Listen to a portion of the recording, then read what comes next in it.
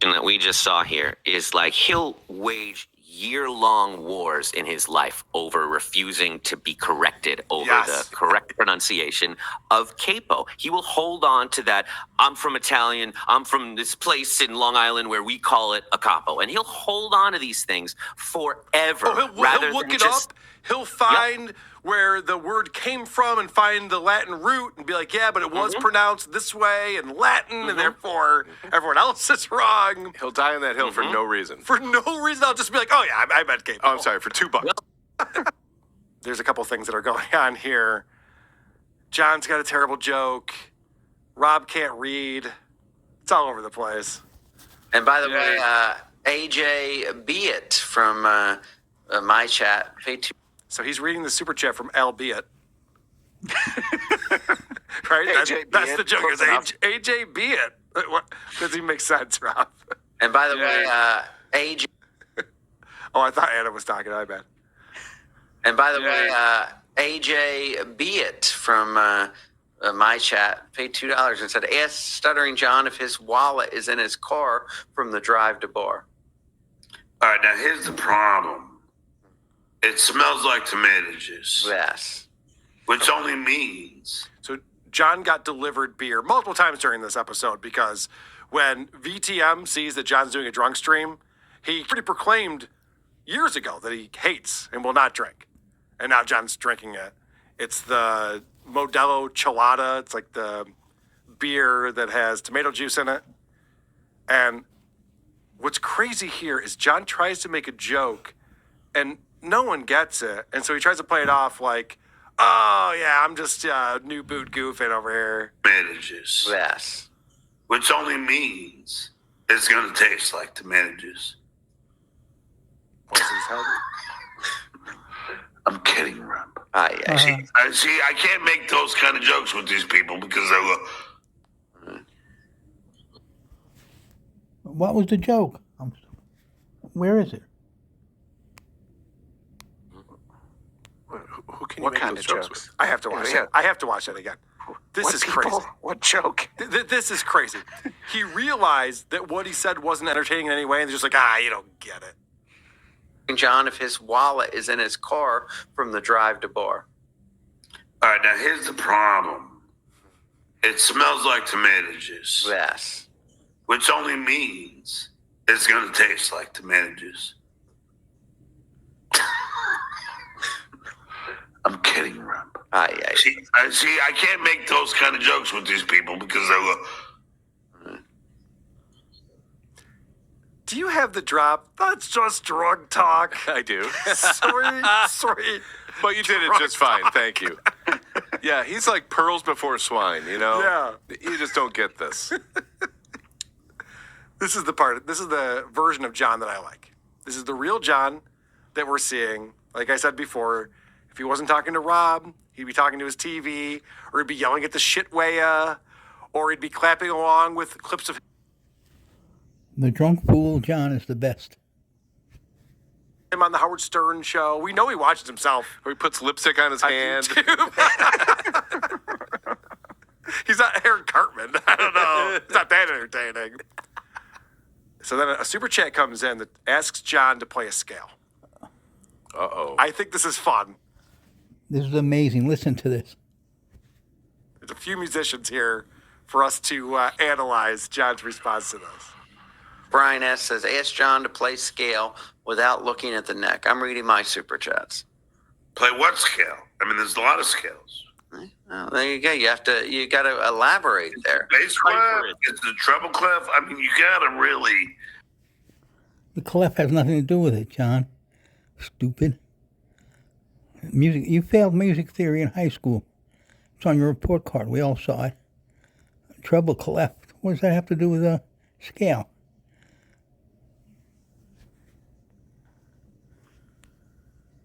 Yeah, I don't know. I mean, there's a lot of options here. All right, I'll ask you first, Adam. Is the bass clef or the treble clef a scale? No, that would be irrelevant here. Okay, that's what I thought. John's trying to sound smart, which he can do in front of second graders. If he wants And to Rob. right. If he wants to sound smart about music, Well, I mean, I could play a scale, but you didn't tell me which scale. Treble You clef? dumb fuck. Doesn't make any sense at all. You know, kids are like, oh, treble clef. I've heard that said when I'm not paying attention to you. All right, that must. You know, he never studied music. He learned a couple of riffs, a few chords, and he got lucky because at Howard and got an album, which was unbelievable. The guy never practiced. You got to practice. To be any good, you got to practice 8-10 hours a day for years. This guy does nothing but drink beer his whole life, since probably junior high school. So he knows nothing about music. Just fell into it.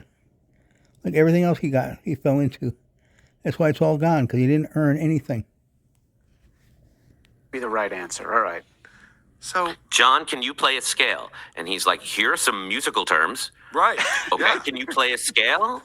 Any scale? Well, In six. any- You want it in 6/8 time? You want it in 4/4? Do you want it Should in I two play These that? things are not on the question. Should I play the do re mi? What do you want? Which scale? We got a bunch. So later on, this guy comes back and says, John, any scale. I don't care. You choose. And listen to this deflection that he has. And Jacob Ryan S. for $2 says, John, play any scale at all they want you to play. Oh, wait. Any scale. Yeah. Some scales require different things. Like what? Should I get a capo? A capo. Ask him that, Rob. Capo? Even Saul knows it's capo. Has nothing to do with scale. John, just play an A, B, or C scale. D, anything. You can't because you don't know any. You never practiced. You never learned. You learned a couple of riffs and got lucky. Even Rob knows it's a capo. Yeah, I call it a capo. I call it a cop out. Yeah, Italian Oh my gosh, you're right. That was a cop out, and his brain connected the two things. And he called a capo a capo. Now, I realize people are going to be annoyed with me, but as a guitar player for many years, no scale requires a capo. Nope. You can play every fucking scale that's ever been invented on a guitar. You don't need a capo to do it. Nope. And he could have just played a chromatic scale. That would have been the joke. I You was know? thinking go with the easiest. Yeah, just play every note. You can't lose. You can't. There it is. There's a scale. Yep, you're right. That is a scale. This little deflection that we just saw here is like he'll wage year-long wars in his life over refusing to be corrected over Yes. the correct pronunciation of capo. He will hold on to that, I'm from Italian, I'm from this place in Long Island where we call it a capo. And he'll hold on to these things forever. Oh, rather he'll look than it just, up. He'll find where the word came from and find the Latin root and be like, yeah, but it was pronounced this way in Latin, and therefore... Even for like a split second. Oh, sorry. Do you guys think even for a split second he just figures that? Forget how long this drum is. See, now, if I was a nice guy, I would have paused that and let you talk. No. I deserved it. I should never talk over a Please, drop like what were you that. saying was the point you're But- making? I can't wait for you to play the drop again when I try to talk No. again. Look at my hands No, up here. no, not this show. Not this show. So even for a second, do you think he's just like, you know what, I'm too wasted to play any scales. Let's talk about, does he even ever consider that? Just being like, no, not tonight. I'm too drunk. Yeah. Like, it seems like he has to be like, no. I just don't understand your dumb question. He can never admit that he's actually drunk. You can never admit anything. Right. But he even has to say at a certain points in this show, he's just like, I'm just like 4 beers in. And, well, that's probably organ failure than what we're watching, because that's not great either. Good point. Okay. Good point. Organ failure. Well, no, Good point. just like when he lies about being younger, it's like, no, you look like shit. Yes. Say you're older, dumbass. That's something I don't point out a lot on here. John used to lie about his age for years until he found out that Google exists. Years after Google existed. And he realized he couldn't lie about his age anymore. But yeah, it's the worst thing. If he could still lie about his age, what would he be saying? He's 48 right now or something like that. You'd just be like, oof, I hope not. I'm timeless. I remember when he tried to convince Gary on the Howard Stern show that he was lying about his age, making himself younger as a goof on Gary. And he really thought he could spin the whole room into thinking this was not his own personal vanity. This was a goof on Gary. And he never let it go.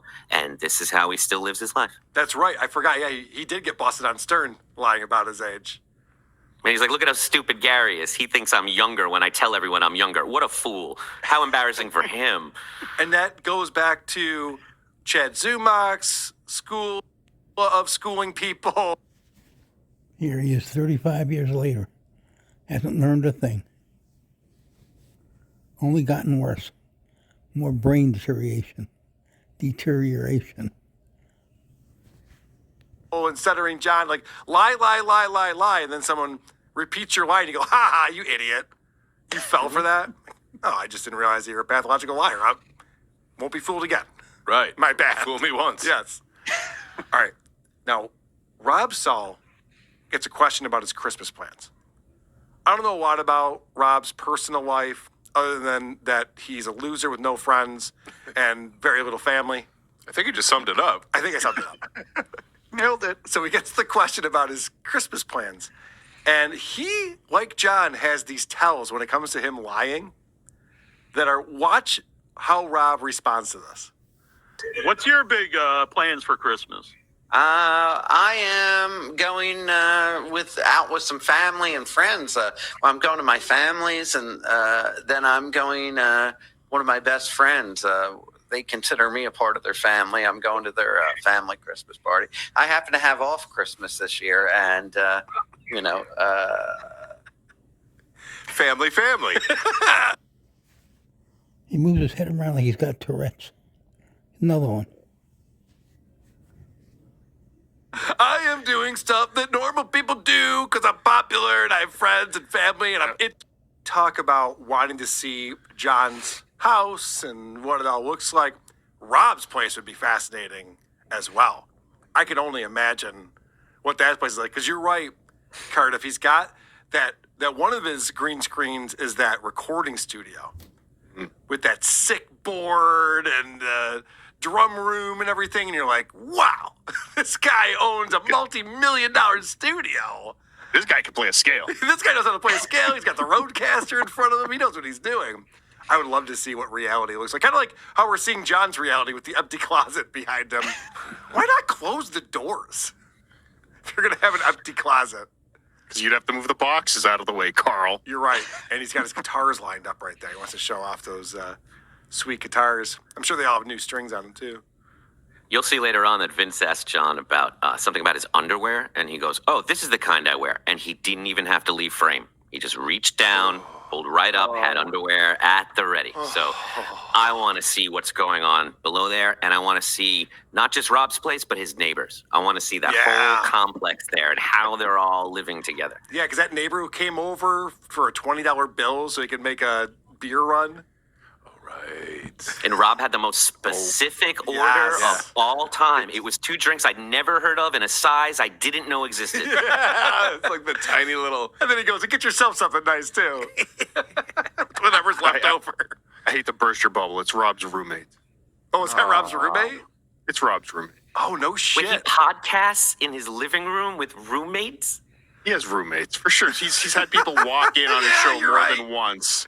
There's no way people are just walking into his... They live in the house with him. Oh, you're right. You're in right. the apartment, yeah. That's a good point. What are the odds it's some kind of group home setup? Interesting. I wouldn't put it Oh, past no, him. he drinks too much. No, never mind. He does own the place. He's talked about that. We all know the bankruptcy. He does own the place, but I think you have to bring in some boarders, as they would call them, to pay the bills. Okay, so there's a super chat that comes up about John's relationship with his children. And I think it's odd that this is why he won't ask that question. I'm Bob Stiller, founder of... You know what? I'm not even going to answer this one because it's only $2. You gotta leave me more. I mean, $5 maybe he would. So John's up at the door right now talking to the next delivery guy. And so that's why Rob's putting this up. Exactly. He's taking a moment out to insult him. Correct. Yes. He's like, he's not going to want to answer this. And for $2, well, what price could you put on John's dignity? I'd love to know. $5. that, and I'm not going to force them on my show for $2. You know. And who cares? Like, why do you care? His relationship with his children. Yeah. Do I can hear you get someone that? talking in the background. Do you get that? Like, why people are so obsessed No. with our it's very relationship bizarre. with our kid? Yeah. Because he abandoned them when they were little. He didn't take care of them. He'd rather drink. And he didn't pay alimony, child support for years. And he's a piece of crap. And he talks about what a great father he is, how he brought up his kids, how his kids got into Ivy League school because of him. Yeah, because he left, thank God. I don't know. I can hear John talking to someone else in the background, Yeah. trying to spy in. And now, can you please leave me alone? Oh, jeez. Yeah. Now, leave me alone. All right, so at least Nasty Neil understands. Shut the fuck up, Rob. We can hear John, the delivery person at the door, the most interesting part of the show, when John's interacting with these people who are delivering free booze from Vince. But I like that Rob, and I'll open it up to.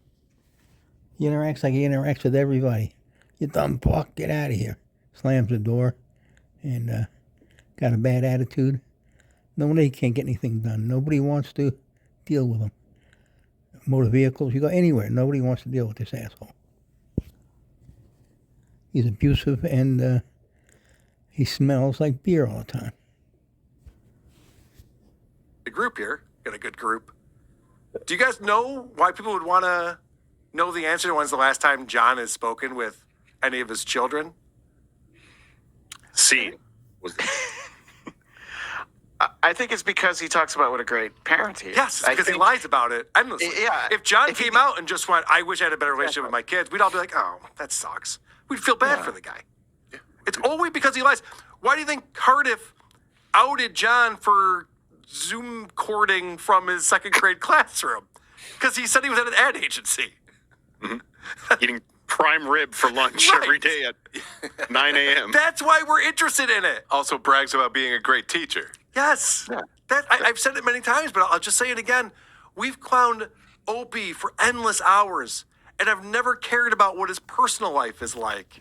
I don't think he's lying to us about anything. I think he does have that really nice apartment in Manhattan and that other house that's on the beach and probably another place in Philly. I believe those three things. I believe those three things. I think he didn't pay for parking in the garage, and so he had to move his car once a week. I believe that. With a street sweeper. So I we're do not believe calling that. him out. I do believe that Doggy really does like him. I don't know about anybody else, but I think him and Doggy Doggy really have a likes great him. relationship, honestly. But that's the reason I why. think what we're seeing is it's the same thing as when he was on the Howard Stern show explaining to Gary that he's younger than he really is and that it's a goof on Gary. That's the noble cause. That's what we're all here to do, right, Howard? We're all here to goof on Gary. So that's a holy thing. I can do anything in the name of that. John, all of these lies that were just listed that you have admitted are lies, you will say they were lies to protect the children. Right.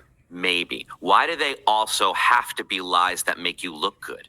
Do you understand that's the part we're interested in? We're not interested in the children part. We're interested in the part of you that says, I have to protect children by looking like a monopoly billionaire with a monocle. Right. And, you know, it's... Remember, John talks about saving people from drowning 3 times. If someone was drowning, he saved them. Remember, he's a hero. That's what we're taking down. It's not the kids. Maybe if your lies didn't have to make you look like some kind of superhero in every single telling, even a substitute teaching gig has to be like, lean on me. And you're like, shoeless Joe. It's just stop. Just stop. But that really is what it comes down to. When I had my one-on... The best thing that happened to those kids was you leaving. Could you imagine how more screwed up they'd be if you'd stayed and if he had stayed and gave him his wisdom? Oh. one with John over a year ago, I told him, I go, I understand you want to protect the kids, but why did you have to make up that you were working for a trivia app? And why did you say you bought a 5-bedroom house in New Mexico? Like, you're making up these lies that make people want to dig in and see what you're lying about, rather than just say, yeah, I have a day job. It's none of your business. No, I work at an ad agency. To be fair, those lies did make Gary Delabate look really stupid. So, you know. Okay. And that again, is the to goal. And again, to be fair, I wasn't spying on his Zoom court to find out if he was substitute teaching. That just happened. Nobody expected that to happen. That's why it was a big story that broke. Yes, correct. And Rob would be like, well, how do you care if he's substitute teaching? Because he was lying about it. He thought he was writing an ad for the Super Bowl. No one bought it for a second. John, if you really want to protect the kids or your kids, when somebody says, John, are you teaching? Say, no, I work at the DMV. Yes. It just kind of ends job. there. Yeah, right. Yeah. There's nothing else to say. It's the fact that you're living a Mad Men fantasy that makes people have some follow-up questions. Yes. The fact that you're unemployable and have a six-figure job is why people are like, wait a second. And just to bring this back to Rob, can we point out that, because I normally listen to these shows, and I did listen to this one, I didn't watch. I wasn't aware that there was this, like, Louis C.K.'s slower younger brother dressed as an elf just not saying a word for a full hour at a time until John leaves, and now it's his turn to not listen to Rob and to interrupt him and to tell him you're doing the wrong thing. Can we please just listen to the door? Yes. And thank you, Nasty Neil, for pointing that out. Now, Neil's a little different than John and Rob in that he's sober. How he puts up with this, I have no idea. It reminds me of when DG and John did that drunk show with Joey C. Oh, yeah. And Joey C was sober. I'm like, why are you talking to these guys still? Aren't you annoyed? Because I would be. $300, John. And John's face just goes, well, you could probably share some of that with me. Like he got so upset that Chad was making money on that. It was one of the best trolls ever. That pisses off John to no end. Someone else succeeding. You know how we know that on this day that we're watching, John's upset that Rob Saul's making so much money in Super Chats? He's upset because he says, no, Rob, I'm happy for you that you're making so much money. Mm-hmm. That's the tell that it's like, tell. oh, he's furious. Yeah, he's not happy for anyone. No. Ever. No, there's no way. Unless he can take credit for it. He's happy that his son went to Harvard because his dad was so brilliant. You know what I mean? Like, it always comes back to him. It's never just like, man, that kid's been through a lot. It's amazing. I hope he has a great life. It's always a reflection of him and what he did to have that happen. Even when he's talking about Howard Stern, this was happening just recently this week, where he's talking about the Howard Stern show and how much better it was when he was on the show. I think it might have been Clay Dabler was asking what do you think? Some people say that the Artie years were better after you left. It's just like, no one thinks that. It's like, no, actually, I do, personally. I definitely think that. Yeah, when they went to Sirius. Yes. When they went to Satellite, the show changed. It took on a whole new life. It was amazing. But it's so reflexive in his behavior. He cannot just dish out a compliment and leave it there. No. He can't say anything. He can't do a